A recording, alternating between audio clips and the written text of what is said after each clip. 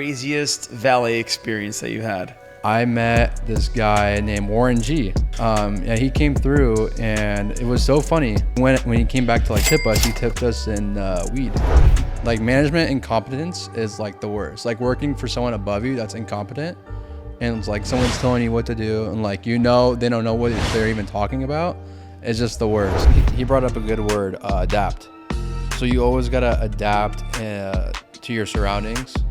It's survival of the fittest, the business. So if you don't adapt, you get left behind. That's just how it works. My group of friends are pretty successful too, I would think. I'm pretty like picky with who I befriend, who I surround myself with. Yeah, so you're welcome. I need free gas. Yeah.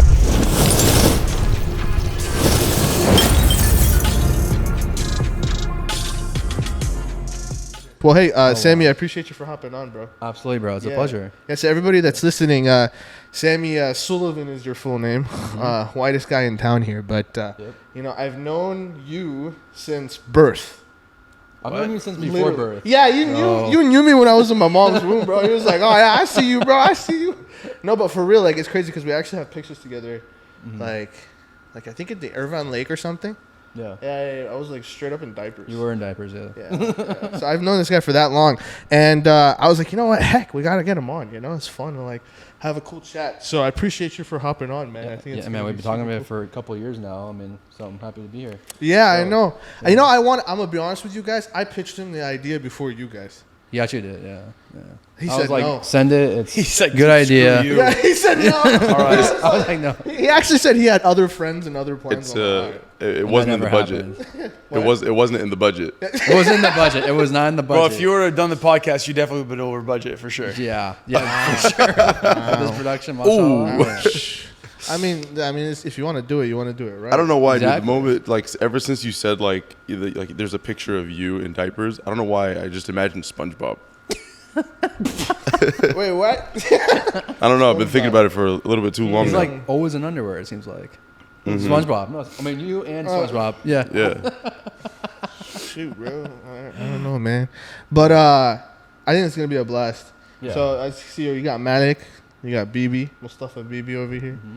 So these two awesome fellas have been co-hosting the podcast. It's been hella fun. Yeah. But I wanted to hop on here. So let's get started with your story a little bit, dude. So I know you guys were talking.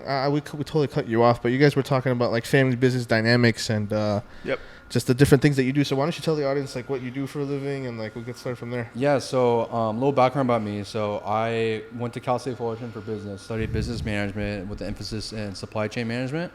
And my dad started a company in 1980. He sells dairy products. So the company is called Sullivan Distributing. We sell like milk, cheese, eggs, butter, and a bunch of other stuff too. And he distributes to like grocery stores, supermarkets, donut shops, and whatnot. And we do some like residential business too, like home delivery and whatnot, like back in the day. And so I got involved in the business at a young age. I would just like come in like maybe once a week or so. And then after that, I started growing. Like I enjoyed doing work with my dad. So I went to school for business at Cal State Fullerton, and after that, I just went full time in 2017. That's when I graduated. Right after school, I just went straight into it, and now I'm like managing the company, and it's going great.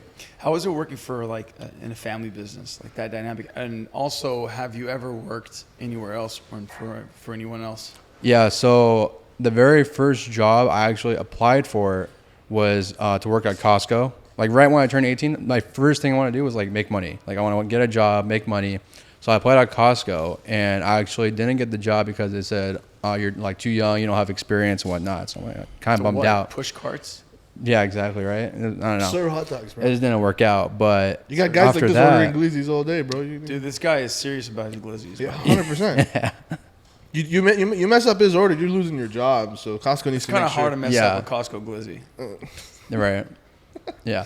But so I knew a friend that actually worked at Chipotle, and he was able to give me a job there. So I worked at Chipotle for about 6 weeks. Nice. And then I just didn't like it because the management, I didn't like management incompetence is like the worst. Like working for someone above you that's incompetent and it's like someone's telling you what to do, and like Like you know they micromanaging. don't know what they're even talking about. It's just the worst. So I got out of that, and then after that, I worked at I did valet for 2 years, and absolutely loved that job. It was like great, like meeting new people every day. I'm driving like Ferraris, Lambos, like all Nice. day every day, getting paid to do it. Did that, and then that was my job that I did throughout college too, and that paid for my tuition. And then after that, I worked full time with my dad. I love that, man. Yeah. Because like eventually, because I too like have a family business I was telling you about. So I definitely dabbled in the corporate world before until I just fully gave that up, and I was like, this is where it's at.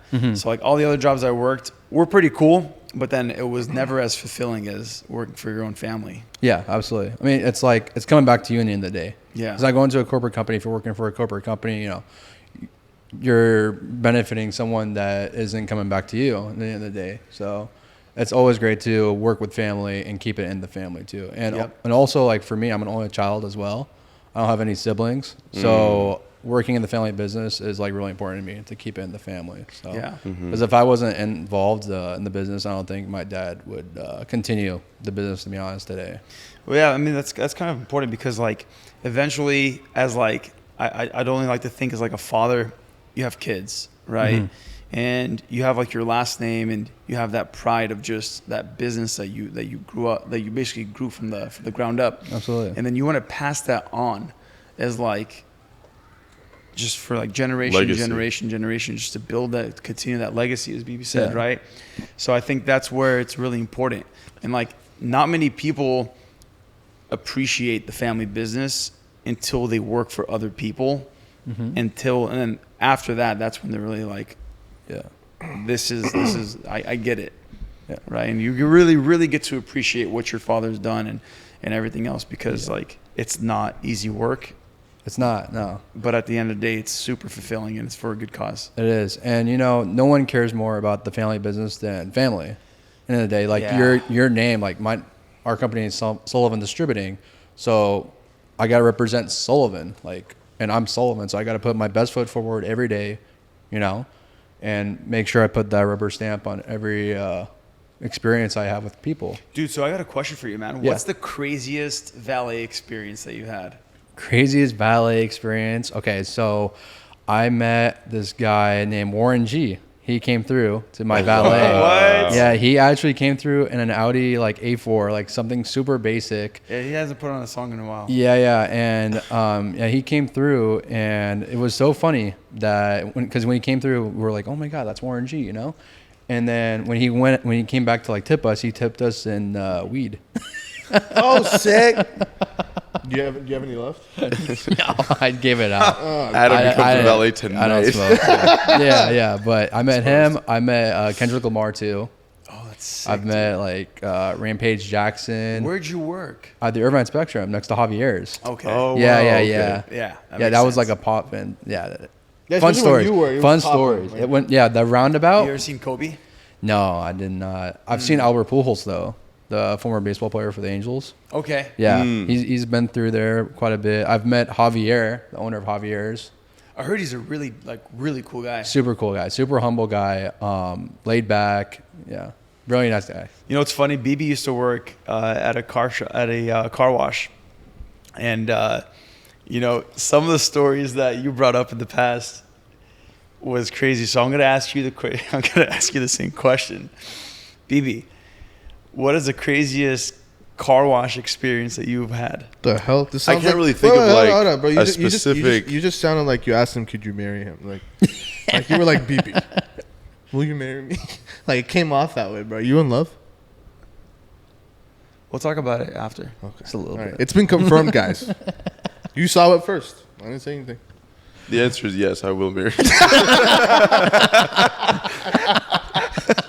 Really, the only thing about the car wash was there was this one guy this is a homeless dude who always hung around the car wash. This guy was clearly doped up, and it was the most interesting thing ever because he was like this homeless Vietnamese guy. And he was always shirtless, and he was jacked. Yeah. And the people who this was like the summer of after junior year of high school or something, you know what I mean, like in high school. And you know, at the car wash, the majority of the workers were like, you know, undocumented, you know, workers. And so we never knew what this Vietnamese dude's name was, so they just called him Loco. Loco. Crazy. Yeah. It's just straight up, because he would just come up and he would be like in the area, and, and you're just like, oh snap, here comes Loco. And then like we would interact with him, and then like me and a couple of buddies, obviously we're still in high school, so we would troll on him. And then he almost fought one of my buddies, and we were kind of just like, you know, we would always have to like, you know, carry the situation and whatnot. But there was one time after the car wash, we're just all cooked, you know? And so I just, for some reason, I had all the confidence in the world. I was just like, hey, yo, Loco. He goes, what's up? I go, dude, what drugs do you do? Without skipping a beat, meth, I do meth. What the heck? And then we're just like, all right, sick. Loco does meth. I was like, dude, how do you stay so jacked, bro? Meth is a fat burner. It's a great fat burner. It is, huh? Yeah, phenomenal fat burner. Yeah. Is it like included in the cycle sometimes, or? Yeah, you incorporate it, or What? you incorporate I get it from Sullivan Distributing. I am not a drug dealer. It's a cover up. I knew it. So, question to you. Yeah. Would you say you're very, in a positive way, frugal, or the way I like to put it, very smart with your money? I'm pretty smart, with my money, I would say. Because I mean, just like this whole simple conversation about like, you know, your internet speed and whatnot, and about how like, you know, you're just like, dude, I don't need faster internet. Why am I going to spend the extra money? So that's the thing. So like with that regard, and so back when we used to play like Call of Duty, back in, when was that? Like 2009? Yeah, like way back in the. Anyways, you know, like my dad was taking care of the internet bill. And my dad didn't care. He doesn't even use a smartphone back in the day. Right. So he was like, oh, I'm going to get the cheapest internet, like whatever, you know. I'm just like, all right, well, it's hard. It was hard to convince my dad otherwise. 100%, yeah. Back in the day, and I just wasn't that kind of. What about now, dude? Now, I mean, I don't even play video games anymore. I don't even care. Last year, bro. The last year? Oh, last year. Worst experience of my life. Yeah, Warzone, we would just like. It was fun. It was flag out. So the reason why I asked that question specifically is because you growing up in the family business, right? What I've noticed is like this trend where when people grow up in that entrepreneur lifestyle from their fathers running a business, their own company and whatnot, the children really grow up, or at least the boys of the family, they really grow up to kind of become smarter with their money. A prime example is this guy, you know? You know, and I hate using the word cheap because it has such a negative connotation to it. That's why I like to say, like, they're very smart with their money. And I think it's really cool because, you know, it's very simple. It's like in that entrepreneur understanding, as you grow up and you start to see it, you realize you have overhead costs. You have rent. You have to, you know, feed the family. You have to take care of the family's needs, right? On top of all of the business. And then on top of all of that, you then need to make money to say, hey, we have some profit to spend. Exactly. So then you sit there and you go, I'm going to spend this on like faster internet, right? Or I'm going to spend this on like a movie. Like, no, it just doesn't make sense, you know? And so I think that's such a strong quality to develop just because, you know, you're exposed to the family business early on. But I find it really hilarious how like you were just like, when I turned 18, the first thing on my mind was like, dude, I got to make some money. Yeah. You know? And it's very typical in like when you work with the family being young, chances are you've never gotten paid, you know? Yeah. And so right when you were 18, you were like, time to make money. I mean, I think it's something in my bloodline though, because my dad wanted to make money at an early age too. He actually got his first job when he was 14, my dad. Right. He did newspaper delivery. Yeah. And that was like before like the legal age of like to even work. He like did it like low key and like, sorry dad, I just ratted you out, but that was here. But, you know what I mean? That was here. Yeah, in America. Yeah, my dad's white. He's Caucasian. Oh, is he? Yeah, he is. Okay, yeah, my mom's Syrian. My mom's Syrian. Like wears the hijab and everything. Yeah. Nice. Yeah. So Sullivan, Sulaiman. Yeah, no one would have thought I was. You know, Solomon, huh? Sullivan, Sulaiman, bro. You know. Are you gonna be one of those guys that their name is Muhammad but they call themselves Joseph or like something like that? Like, you mean Mo? No. I've seen some people they changed their name. I met a Persian who named himself Elvis. I was like, Like what? Well, dude, you prefaced that by saying I met a Persian. So that right there, you take What's wrong logic with out Persians, the window. bro? To be honest with you, Yeah. What's wrong with Persian? anything could have gone wrong there. Well, but I was probably his nickname though for some I'm reason. from Persians are Ervan. great people, man. Or maybe he was just messing with you. I don't know. Saying his name was Elvis. Like Elvis. Yeah. I'm like, all right, It's that's an interesting name to pick. weird. So, dude, Sammy, I got a question, dude. So, like, Yes. what's the like top struggles that you've gone through with your dad? Like, you know, when you first got in, or like, what do you still go through till today? So, I mean, okay, so my dad is 67 years old. So there's like a 40-year gap between us. So he thinks that he has different perspectives on things than I do. We have some things that are similar. So when I see something that I see would work, it's hard to convince him. So I would have to either show him, do like an example of like why this would work and show him like statistics maybe, or just show him and like do it and then show him it works. So like for instance, for example, like let's say we want to sell this vitamin water to like a donut shop, for instance. We don't sell it, but they have it.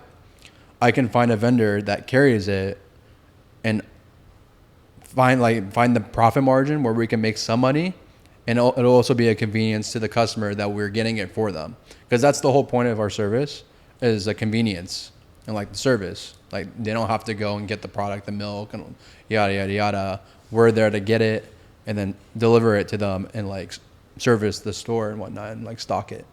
So that's like one example of something like we would struggle. So my dad wouldn't go for that. Like he would just stick with milk. That's it. Like not other commodities. So now with me there working full time, I'm introducing new commodities, new product lines that we can sell because we're already in the store. So we might as well maximize our profit while we're there. Carry a bunch of other things. Even if it's a small profit, like it's still added profit. And it's not costing us anything more. So slowly we've been adding more products to our company. So to that example, Yeah. would you say like your dad is the type of person who'd be like you're like, oh, let me show you the numbers, and he's just like, forget the numbers. Like like we do things a certain way, we're just gonna stick to it. Or is he the type of person who like if you actually show him, he would be open to hearing it out? Yeah. If I actually did show him, he would be open to hearing it for Nice. sure. Yeah. Nice. But which business person that's been in business for like a long time, if you tell them like, yo, I'm gonna make you more money every single month, they'd be like, no, I'm fine. I mean, I think the point of my question was just kind of just to show that like clearly his dad's the white one, because if his dad was the Arab one, he'd be like, Forget he it. would just be like, Probably forget slap me, honestly. He'd be like, what are you talking about? numbers, statistics. Kafan. There you go. Dude, by the way, I'm not sure if you guys really noticed this. Well, Adam specifically, but BB actually trimmed his mustache. Okay. Oh, that's great. I think that's Wow. that's pod worthy. That's pod worthy news. That makes sense. That makes sense. I had another question. No, that Guess makes what? sense. I forgot. That makes sense. I was wondering. SubhanAllah. It just doesn't grow. I Everything else grows. I can't wait till the day you shave your head, bro. My head? Yeah, I gotta take you to like Umrah or Hajj or something. Hajj, not Ramadan. Ramadan, last time I went, I just gave it a trim. Would you just cut off a little edge? Yeah. You're like, hey, right he here. just pricked it. This is just one hair. Good. Sheikh, is this enough? That's what you really need, right? Isn't it like for Umrah, you don't have to cut your whole head? You don't have to. No, yeah, I think even. Oh, this No, is Hajj you have to. yeah. No, okay. Hajj is a must. Yeah, Hajj is a must. Hajj is a must. But Umrah doesn't. Ramadan, you can just get a. You can any trim qualifies. Buzz, right? Yeah. No, like no, you not can, even like, that. You can just trim my hair. Oh, just trim it. Oh. Yeah. Okay, I didn't know that. No, it was For actually Umrah, very. but for Hajj you have to go You have to bald. bald. It was a very wholesome moment because it was like I trimmed my brother's hair and then he trimmed my hair. Dude, It was phenomenal. cute. It was So cute. I'm so You happy. guys for hug you. after that? All right. What year is this? This was 2017. Nice. Yeah, 2017 or 2018. That's really I sick, don't remember. man. But it was good. Yeah, that's great. Yeah. That's great. Anyways, you threw this so off topic Yeah. right Yeah. now with Dude. the mustache. Hey, do you like? Hold on. Do you like the mustache or not? No. I like it now than I did before. Okay. Yeah, you know what? It's really hard to maintain what the hell is with going like on the here, bro? Is he with the whiskers. It's really hard to maintain. Dynamic. You really He's gotta. like seeking his approval and like he's giving. Oh, thank you so much. Oh my God, you literally brought back the question. dude. You're so. I welcome. forgot. Dude, Holy you're welcome, smokes, bro. So Yeah, it so worked out. so the next thing I wanted to ask Yeah. is, did you ever have like an experience like Adam in his life where he felt like he needed to prove something to his dad? This guy just. Not really. That was I actually mean, a serious question. Like for me, I'm laughing at like how he used me as an example. like for me, when I went to school, I mean, I went to school for me, but I also want to make my parents proud too. Right. Actually, because I was the only person in our family that got an education after my dad, and my dad got a full ride scholarship to USC actually. Oh, nice. Back in the day, for business. Oh, so it was just like a, it was an academic scholarship. Yeah. Oh, that's impressive. Full Yeah, ride, yeah. He graduated from there, and then I was the last. So he was the last one after 38 years, and then it was me, and then I did 4.5 years of school, and I got out. I don't want to go back either. For sure. I'm done with school. For sure. But like in the realm of business, like when you kind of like were exploring your other options of like, okay, how am I going to make money now, right?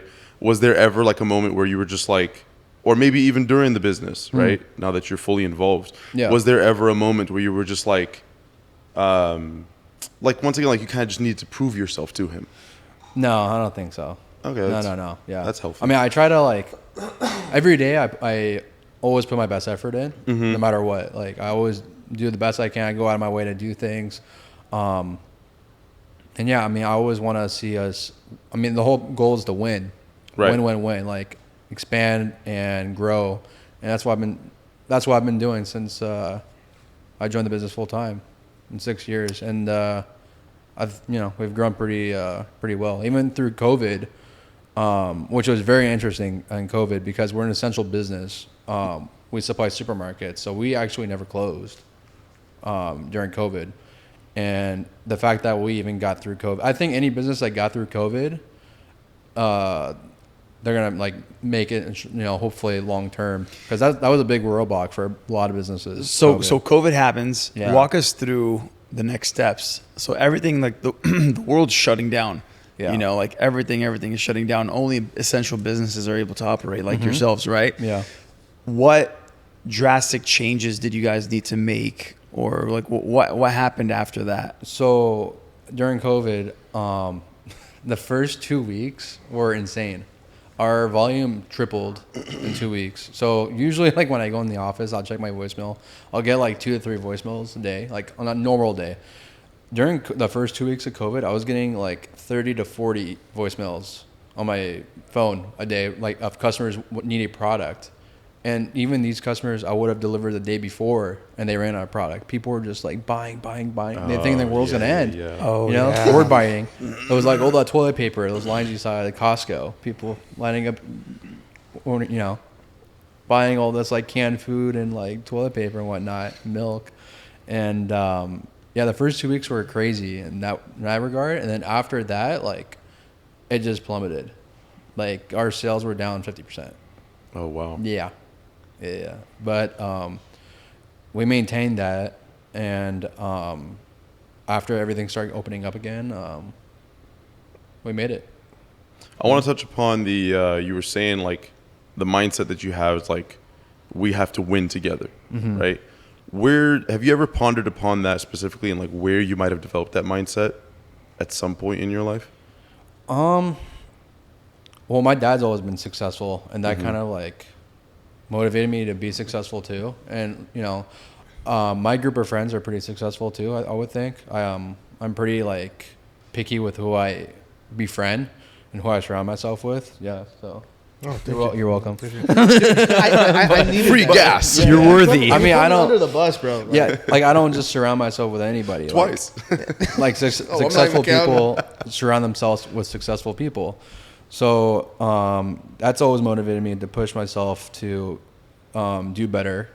I mean, no one likes to lose either. So, and I'm not the kind of guy that just like lays back and chills, like lets everything like do its thing. I'm not gonna like contribute to push the business further. Like when I know there's potential, like if I see potential, I wanted to expand on that. And that's honestly with anybody too. If I see like potential in someone, I want to see them use that potential to their benefit. So you graduated college, right? And then right after you said that you moved you focus on your family business. You talked about seeing potential and stuff like that, right? In order to win, what certain things did you implement that your dad didn't see to the business? How would you say that you benefited the business? Yeah. So, like we discussed, like the product lines, like introducing new products that we weren't carrying before. What else? So before we never had this is so dumb. We never had like security cameras, like in our like trucks Facility and like facility and all that stuff. So trackers and all that stuff. So I made that idea. Like I said, we got to track everything, map everything out, see how long we're spending at this stop, whatnot. How far the truck's going, like the mileage. That, and then trying to think what else. And then I've made some hiring also. I've hired some people. Not bad. Yeah. And the hires I've made have been really beneficial to the company. Yeah, I mean, that's such like a proud moment. I'm pretty sure it's like a father just for their son to take over, and then from there just actually care about what they do. Exactly. You know, just not take it for granted, because it's really easy for a person to assume someone's business, like, you know, the father's business, and then the father made it all stable, and then they just become complacent, and they're like, I'm good right here. Yeah. I'm happy. And that's the worst I think you can do as a leader or a business owner, is just being like, all right, everything's good. Like, I'm just going to lay back, because you never know when something's going to go bad. Like a COVID happens. Like COVID, no one predicted that in the world, like, you know. And yeah, I mean, that's. I think the Simpsons did. The Simpsons. or Family Guy. I think they predicted COVID. They predict for sure everything. The Simpsons. The Simpsons predict everything. Yeah. See, the Simpsons, when they played... Those guys are future tellers. When they played the game, Would You Rather... Let me repeat that joke. When the Simpsons played the game Would You Rather, they decided to look 10 minutes into the future, and they saw COVID happen. But anyways... 10 minutes. What's it called? I wanted to ask. Let's make this a little juicy, right? You're in the food business, right? The essentials business, right? There's always a lot of stuff around dairy products and stuff like that, this and that. What do you know about when it comes down to like the quality of our everyday milk? You know what I mean? What is it people should know about, should worry about? What are the best brands to buy because you know they're the cleanest? You know what I mean? What is it like? I'm always curious to see somebody who's in a food industry. What is it that you consume just because you can tell side by side one is superior than the other? So is this question based on just like dairy products or just in general? Let's just go in general. In general? Oof.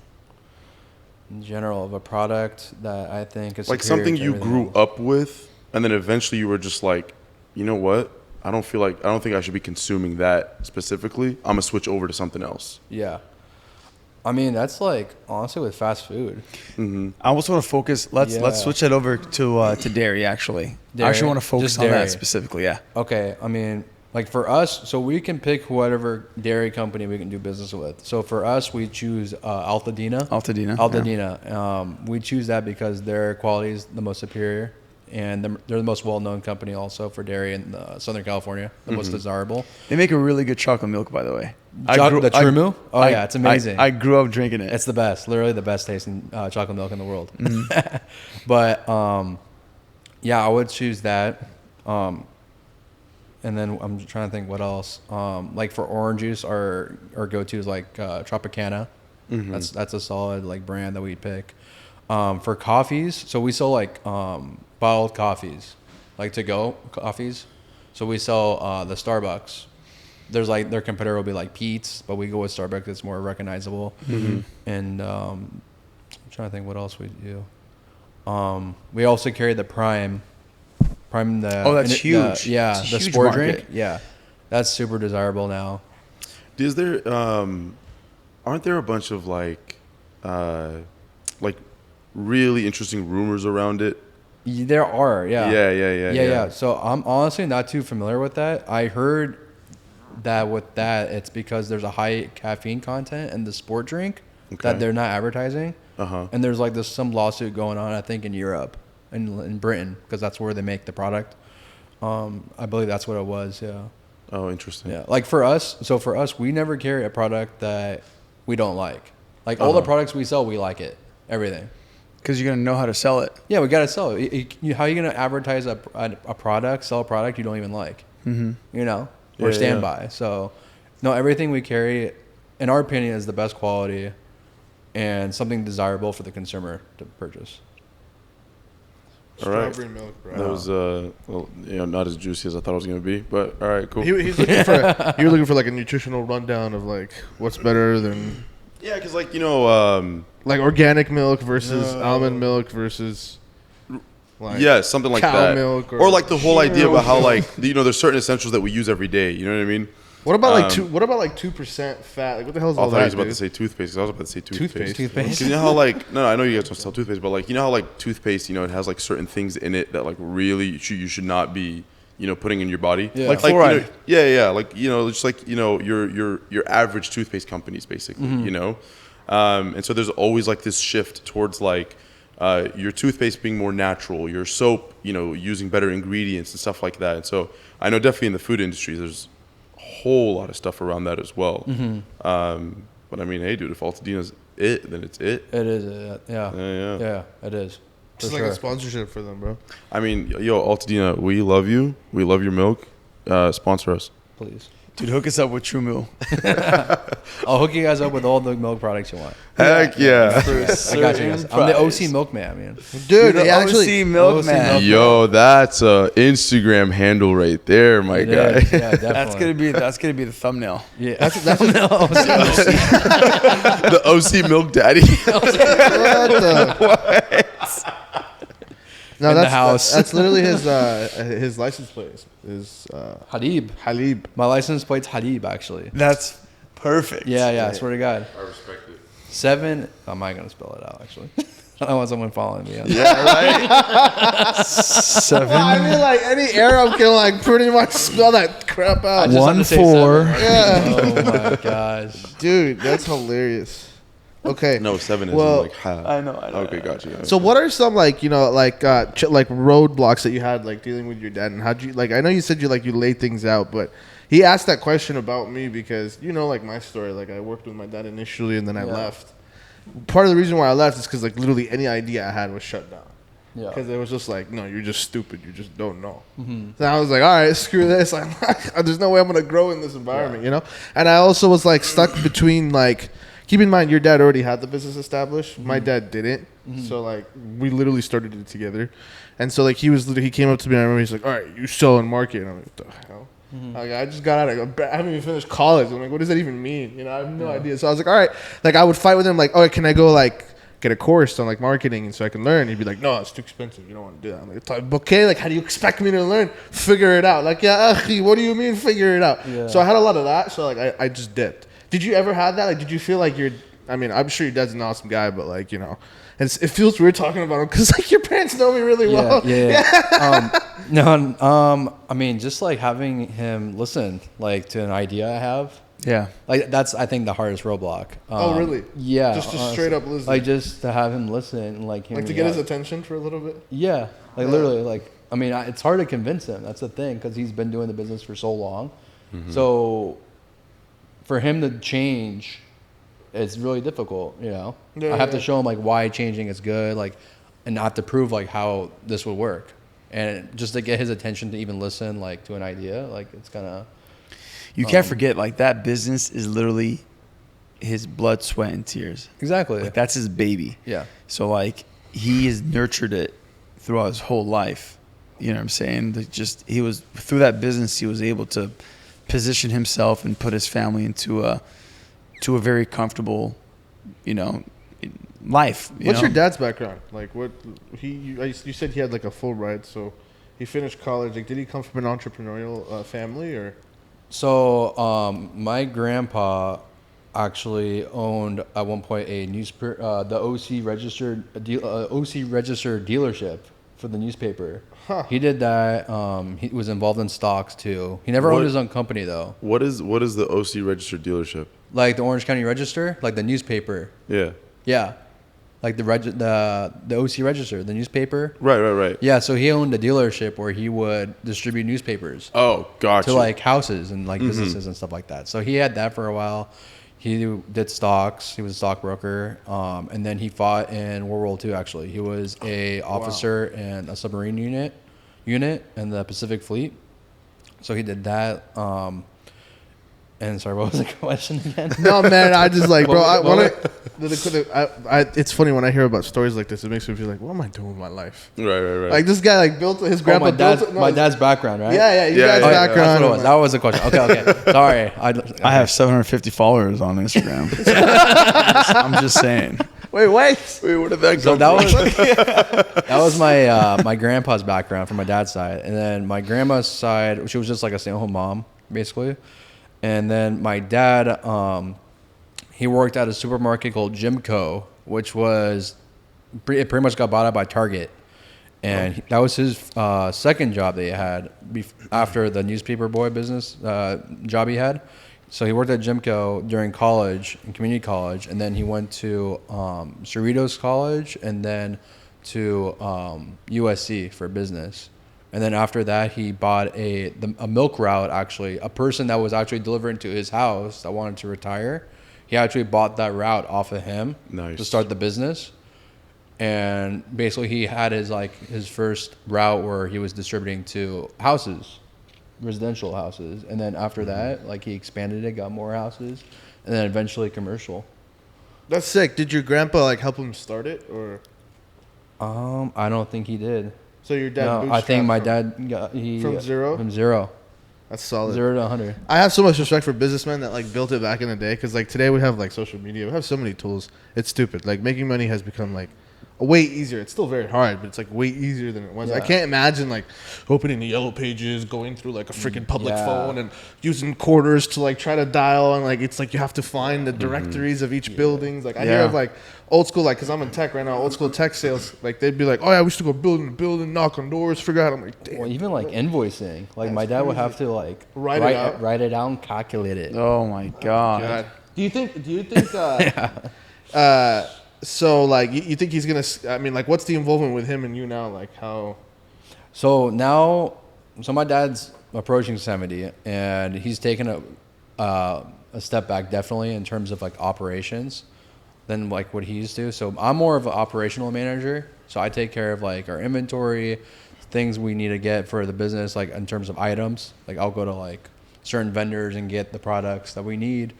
I'll check on customers, see how they're doing, get potential leads that we can get for the business, check on our drivers like on the route. And he's more of like behind the desk, like paperwork, accounting kind of thing. And nice. Yeah. Question. No. Well, before my question, I want to preface by saying one of my mentors, one of the things he told me was, once you become essential to someone, you never lose a paycheck. Like you're going to get paid for the rest of your life, right? And that stuck with me really, really well because, you know, as Adam was saying, like we're in an age right now where like everybody and their mother is opening up a business, right? And it's like this opportunity, that opportunity, blah, blah, blah, blah. And like soon enough, in just a few years, you know, we're looking at the development of like artificial intelligence and how so many jobs and so many businesses are going to be completely run over by this wave of AI, right? But someone with an essentials business, chances are you're not going to have an issue with this, right? And so my mind, in the back of my mind, has always been something that's ringing, where it's like, what's an essentials business that I could potentially start getting into and develop in order that, one, I never have to worry about not getting paid, and then two, I don't have to worry about my job or my business getting taken over.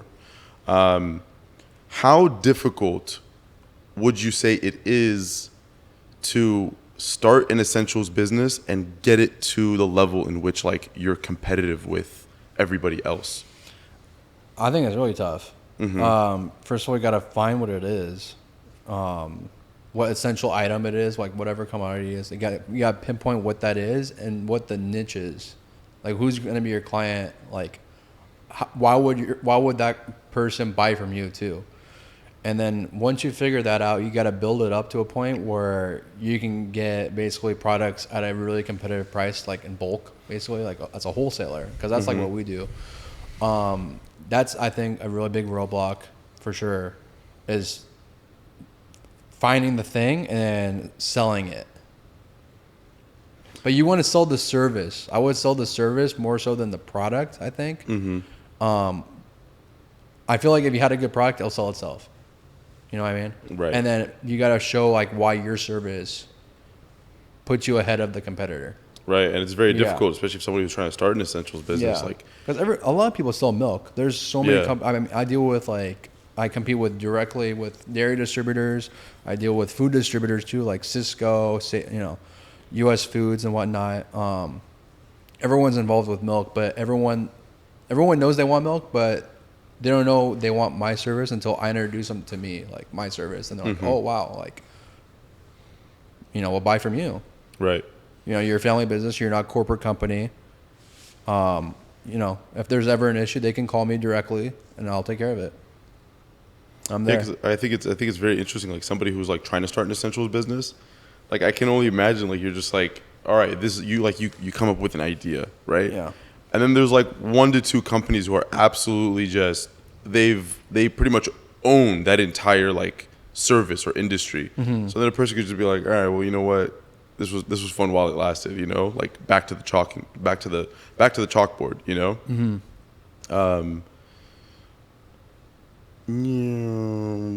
Anyways, It's kind of like with in a way like Tesla. I mean, they had a monopoly at one point with like the electric cars. Right. They were like the only option at one point, and then everyone started hopping on with the EVs. And I think even with the charging stations right now, they have a monopoly with that.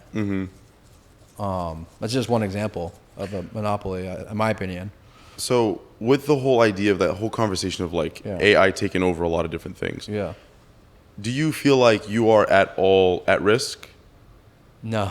Not at all, No, I right? don't think so, no. Yeah. No. I wouldn't think so either. No. But what do you think of that whole idea of like just AI taking over jobs? I feel like you'll benefit from it. I feel like your operational costs will like reduce. Yeah, I feel like if anything, it'll benefit them. Yeah, because less workers, more productivity, Right. more automation, for sure. Yeah.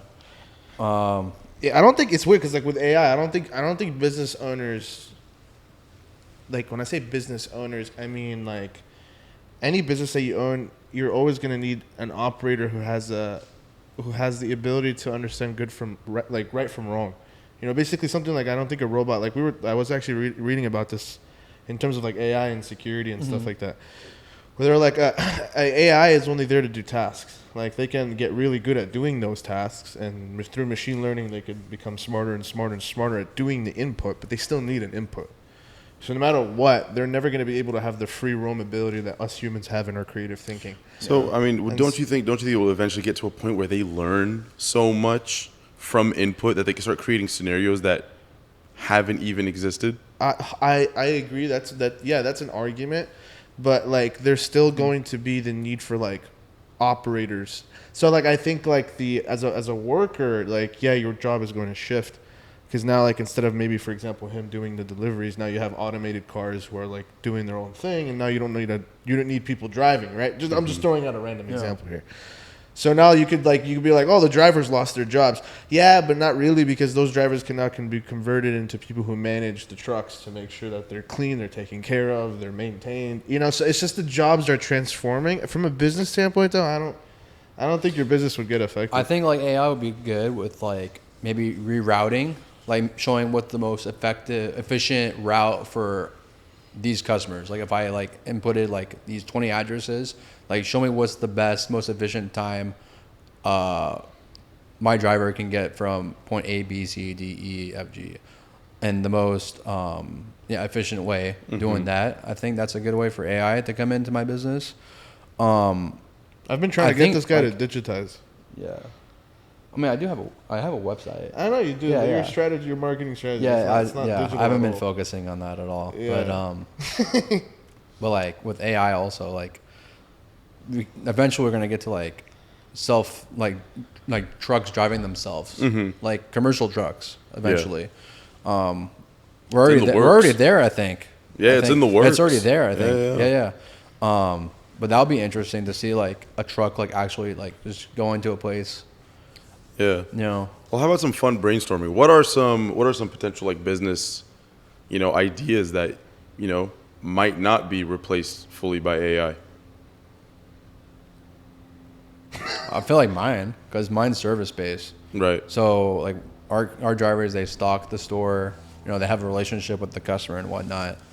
I mean, that's like one example. I feel like mine will never be that effective, like negatively from AI for sure. Another one. What do you think, Adam? What? AI. Like business opportunity, like businesses that it would be impossible to be fully replaced by AI. Like a full automated business? Yeah, like what about Lath's job? You know what I mean? No, poor Lath, guy, are you man. scared? Our job. Poor guy, man. Just replace us. I think AI is going to force a shift in the market where people need to now acquire different skills than they have today to, survive. But what's funny is that's how human existence has been since day one. Like every new innovation that comes out, people freak out. Oh my God! It's good. Like imagine like with Uber with the taxis. Freaking taxi companies thought they were gonna explode, right? And sure, Uber took a big hit with what they're doing, but look, they're still they were able to innovate. It just requires innovation. That's it.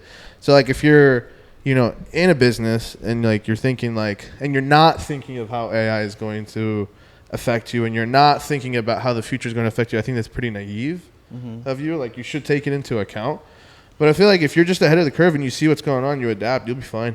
You really don't see a problem. If anything, it'll give you more opportunities to make more money. I mean, like just like from our tools, from a marketing standpoint, like today versus like how it used to be back in the day, I'm telling you, it's crazy. Like there was not, like I mean, through my marketing systems with the business right now, we target about like 2,000 people a day.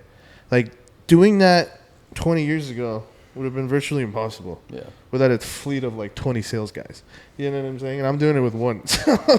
So it's just I think more of like a perspective shift rather than like, oh my God, I'm gonna lose my job. It's like, yeah, if you think that way, then you're probably just a loser. Like, with all due respect. Well, he brought up a good word, adapt. So you always gotta adapt to your surroundings. It's survival of the fittest, the business. So if you don't adapt, you get left behind. That's just how it works. That's what I love about capitalism. Is like the market never lies. I used to be in the coaching world. And I used to talk to a lot of people and be like, oh, why is my business not growing? And I used to have a lot of hard conversations with people and be like, you're the problem. Yeah, exactly. The market never lies, man. So, like, if nobody's buying from you, you're the problem. It's not like the money doesn't exist. I remember, like, a mentor of mine told me once, like, the way you want to think of a business is, like, imagine there's, like, a big tube of money that's just already on. And through it goes trillions of dollars a day. All you got to do is figure out how to like attach yourself to it and extract. That's it. So you're not like, you never want to think, it changes the perspective. You're not making money, you're taking. Big difference.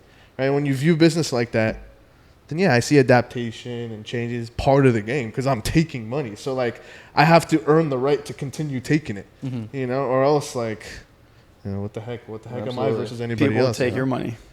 Dude, yeah, or somebody else will take your money. Somebody smarter, somebody that's like... And by the way, it doesn't even take a genius. Like, it's just somebody who's willing to do the damn work and there's always someone out there. 100%. There's always someone. Yeah. 100%. I like that. I like that a lot. Instead of thinking like, what's going to be essential, it's adapting your own, like what you do, like, how to adapt to what's coming rather than figuring out how to beat it. Because you're not going to beat it. Dude, you're not going to outplay it. It's developing way too quickly and it's coming. Well, so like statistically, the world is moving way faster than before. So like technology that took 5 to 6 years to evolve is now taking 5 to 10 weeks. I read this a couple of weeks ago. Right. So which is nuts. So that's one thing, right? And then the other thing too is like people's attention span is like almost zero. So now you're like you have to like a lot has changed, and it's crazy because this was all in our lifetime, bro. Our childhood was so different. Like, I think about this a lot. I'm like, I didn't grow up in the time of, like, Facebook, social media, any of that stuff. Remember Facebook we used to go outside. Yeah. Bro, we still had flip phones in high school. Dude, I didn't have a phone till I was, like... We still had flip phones in high school. We did. Yeah. I didn't... Crazy. Dude, I remember the Razor? What's it called, the Razor? Or the BlackBerry phone? The freaking... LG. Yeah, bro. Those were, like, the smack, bro. If you had those, you're like... When the government couldn't track you? Yeah, so I didn't and then the iPhone came around, all that shit. But anyway, so the point is, it's like, I don't, it's weird because I don't feel bad for myself and I don't feel bad for anybody else. Like, in the world of business, because I think like obviously there is a sort of luck that has to come into play, but I think if you're taking enough shots every single day, eventually something will hit. You know, and you just got to constantly be adapting. Oh, here's an important question. What would you recommend to someone who wants to learn more about how to adapt to AI before they get left behind? Ooh. I would say read books, honestly. I've been reading books lately, and books are... Books about, like, AI? I think so. Uh-huh. Yeah, like even, like, articles online. So I would say articles, online articles would be better. I do something. So here's the thing. I used to be, how do I explain this? If I wanted to do something, I would do way too much of it, and so I never was consistent in it. Market research and staying close to the market always freaked me out because I felt I couldn't keep up. It was like, there was always something new. Yeah. I kind of take a chill back at it now, and like every day in the morning or in the afternoon for like 20 minutes, 30 minutes, I just pull out my phone. I have, Flipboard? No, what's Flipboard? Dude, Flipboard's like so legit. So Shout out like Flipboard. It's Sponsor like us. News thing where you just like you flip through things, right? Literally flip the board. So yeah. So like you can like flip through stuff, right? And it just has like hashtags and stuff. So like I have like cybersecurity, as you can see on the top right there, and yeah, basically I just spend like 30 minutes just reading through. And that's it. That's all it takes. Like it's like I was once reading a book that said if you don't know something, go learn about it. And if you don't like oh, what was it? It was if you're building a business and you don't know how to do something, go learn how to do it and then go execute. It's really that simple. Like it's not overly complicated. Yeah. And I think like as you learn more and more and more, if you want to become an expert in AI, that's a whole different story.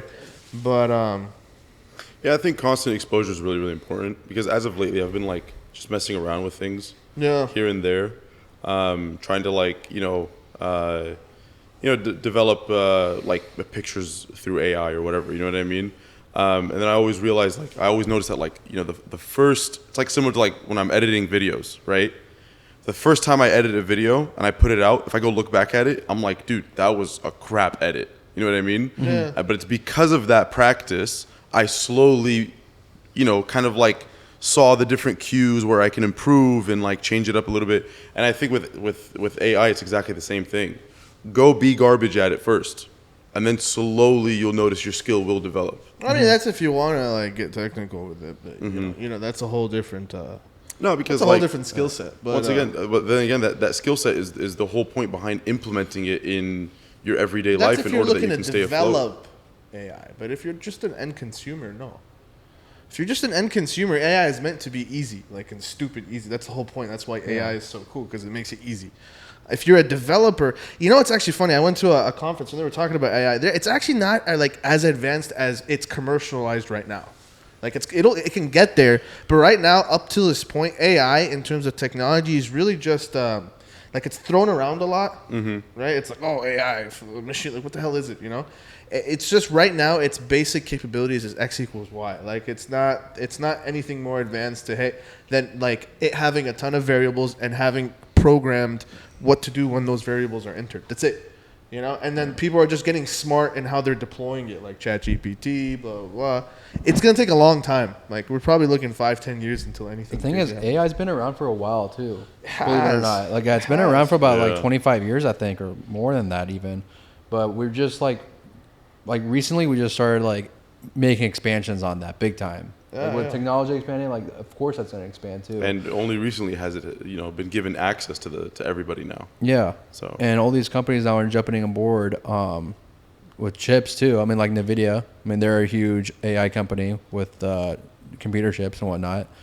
And who's the big one? Like Adobe. They're another big one. There's so many big ones now. I mean, everyone's trying to get in that AI train. There's big money. There's so much big money. So if you're trying to compete in an industry like that, honest to God, if you're trying to do anything AI, just go raise money. I would not bootstrap that because you have no chance. Like you need a lot of money to be able to like just have a shot at making it. I know there's so many companies. There's a company I was talking to in the security world that they had a $30 million investment, bro, and they've been running for a year and a half. Still haven't been able to go to market. They're like draining from cash. It's very, very freaking competitive. Yeah. And the people who are killing it are the people with the billions to spend. Exactly. It's crazy. Like I hear like budgets that are nuts. Like, oh yeah, we dropped $1 billion on this product. Like, what the hell? No. I remember talking to a security company that's AI focused, and they're like, yeah, we only take projects above $1 billion. Who is that? I'm not gonna tell you on camera, but they're like it's like a federal type of security organization. They're a cybersecurity organization that focuses on AI deployment for the federal government. Yeah, and so they're like, oh yeah, dude, it's insane the amount of money that's taxpayer money that's going into like technical development like that. But I think it's cool. There's a lot of money to be made if you're trying to become like an engineer. Oh yeah, I think they're the most like recruited right now. Like they're like companies are looking for AI engineers like because they're rare. Exactly. There's not a lot of them. Yeah. You know, but dude, this has been a blast, bro. Where can people find you if they want to look you up, man? Sami_Sullivan. So that's it. IG, no Milkman, none of that stuff. No, I see Milkman. So I might change it though after this. Shout out anybody here in Orange County that's watching this. Do you do home deliveries or no? I do. You do. All right. So hit them up. Like apparently I didn't even know, man. This guy's like, I got you on strawberry milk. I got you on like freaking energy drinks. I'm like, say less. Dude, why am I even stock up your whole fridge? Yeah. Man. Why am I even going to Costco, bro? I just hit this guy up. You know. Exactly. But I had a blast, man. Yeah, no, this has been fun. Soon. It's already been like, dude, can you believe it's been only an hour? No way. Has it really? How's it actually been an hour? Yeah, That's it's been an hour. 5 o'clock. Like I started this, it's 42 minutes in, but it was like 15 minutes before. So and we were filming before too, without even. It's fun stuff, man. Well, hey, bro, appreciate you for hopping on. Appreciate you, man. So much. Thank you. Yeah. Thank you, boys. Thank you. I appreciate you, my guy. Thank you, bro. It was fun. Cool. Thanks.